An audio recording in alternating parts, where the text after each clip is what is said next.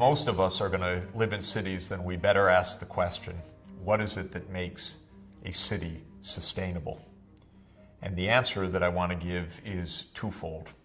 One is that it is a green city. Green in the literal sense that there are parks and places of people and open areas combined, but also green in the sense that its economic impact on the environment, the ecological footprint of the city, is also limited.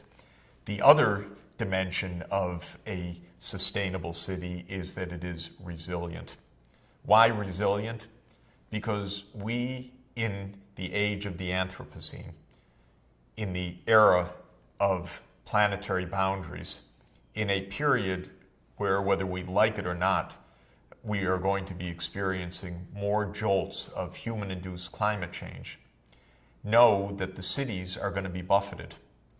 If the cities are on the coasts and sea levels are rising, what that means in terms of vulnerability to storm surges, more intense cyclones and other storms, other dislocations, is very great. And so cities need to prepare for those shocks, not as disasters that seemingly come out of the blue, but rather as known, even if unpredictable, specific events that need to be prepared for with care. So what is it that makes a city sustainable? Let me mention a few of the crucial points that we need to explore. One is the energy system.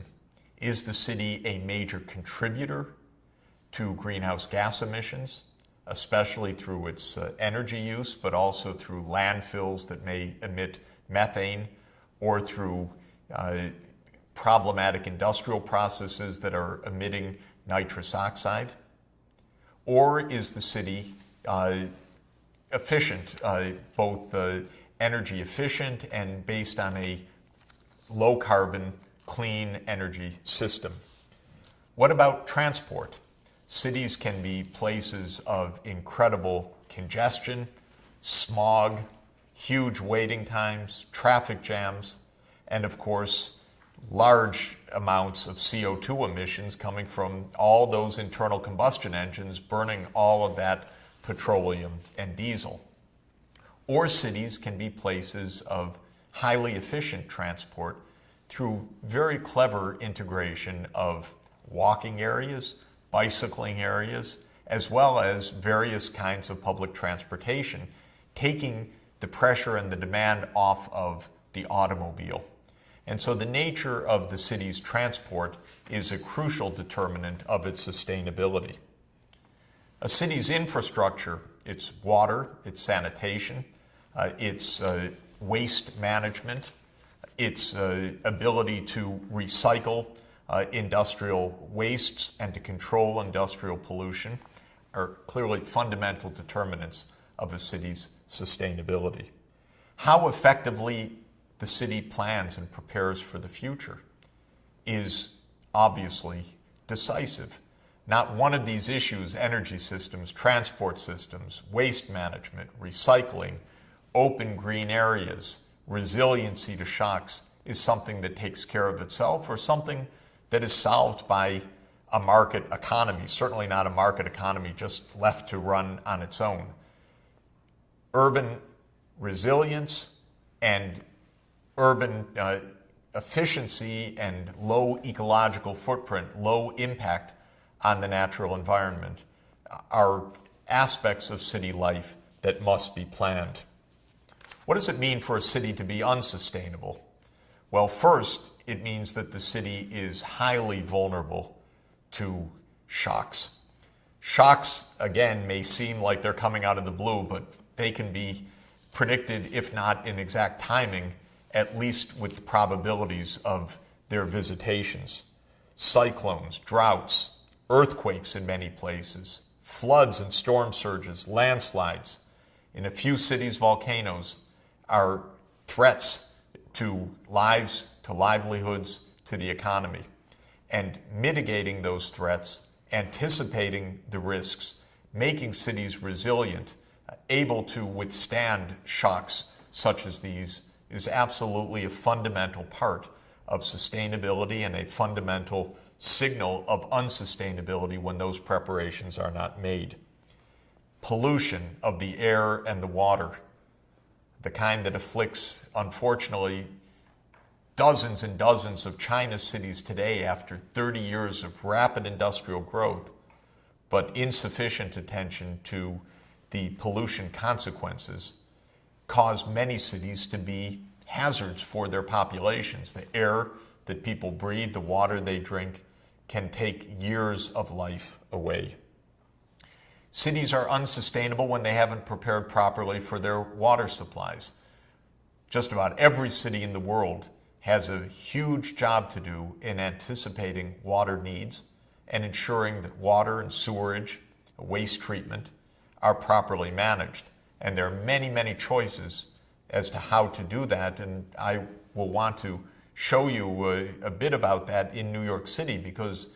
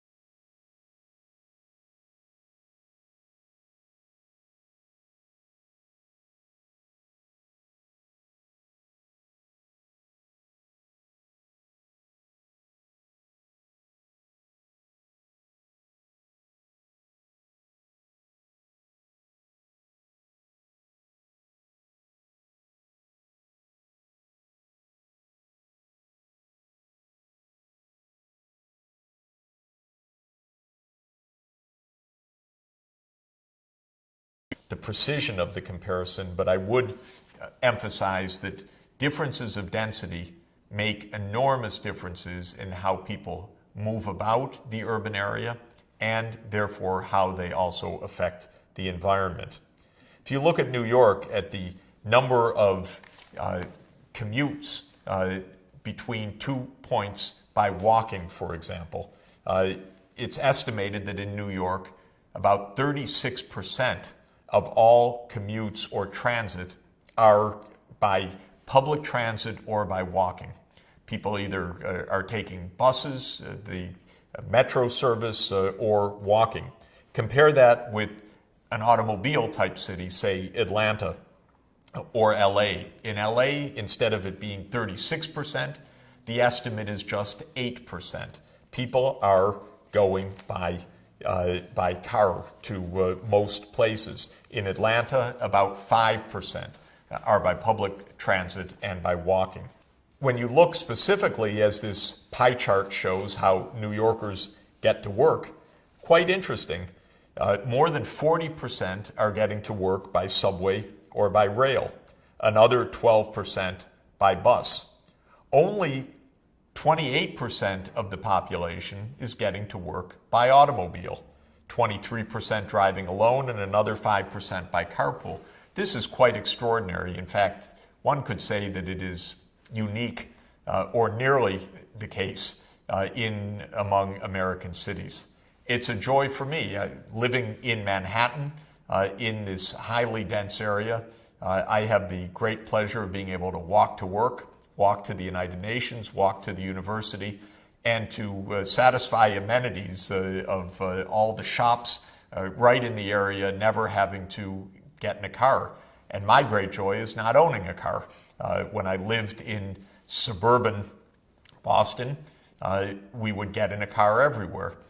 In New York City, because of the much higher density, it's a great pleasure, believe me, being able to walk. Not everybody has that particular pleasure, but not having a car is an experience of a higher proportion of New Yorkers than any other urbanites in the United States.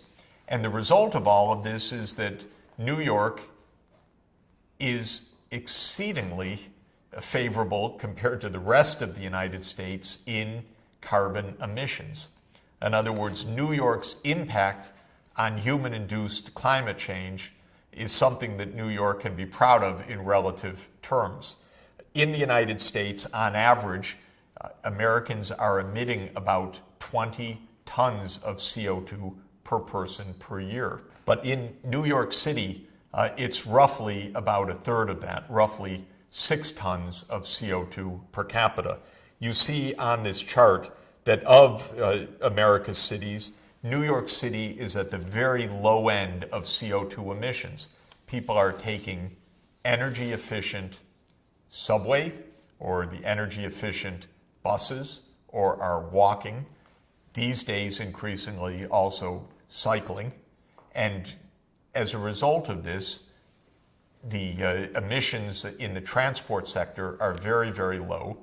Because of high density, emissions in the building sector are also rather low, with houses packed one next to the other in row houses or townhouses, as they're called in New York, as opposed to self-standing houses. There's less surface area for the heat to dissipate. It's easier to keep the housing warm in the wintertime and better insulated just by virtue of the tight packing of the townhouses and row houses that characterize New York City. Another reason for the very, very low emissions per capita. Why urbanization, as it's taking place right now, gives us the possibility, if cities are smart in the kinds of energy systems and transport systems that they build, and in the kind of zoning that encourages high-density settlements with proximity of people to the shops and to the amenities that they're looking for in the urban areas, offers a real chance for a lower ecological footprint and for carbon emission levels per capita that are far more consistent with the global needs if we are to head off the worst of climate change. To get the best of what cities can offer in terms of low ecological footprint combined with high productivity, with an ease of movement, with low congestion, with a low level of time wasted in traffic jams and other disamenities, we have to look at how cities invest in the infrastructure and the choices they make. That is our next topic.